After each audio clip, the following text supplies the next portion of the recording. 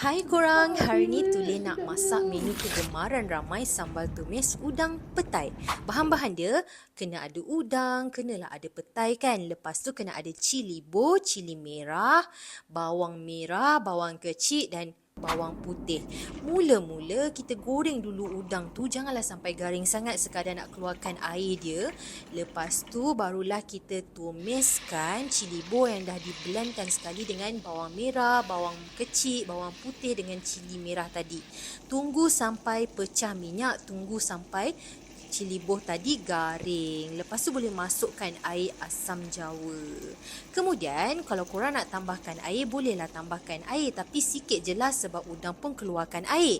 Lepas tu masukkan petai. Petai tu letak lagi banyak, lagi sedap.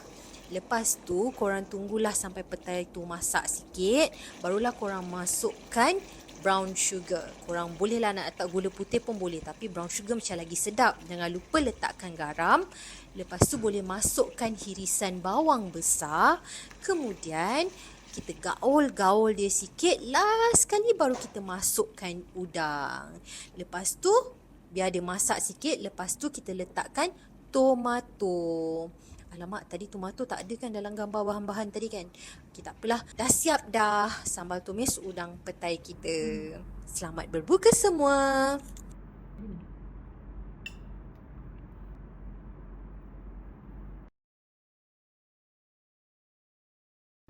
Menu kita hari ni sambal udang petai. Jom rasa.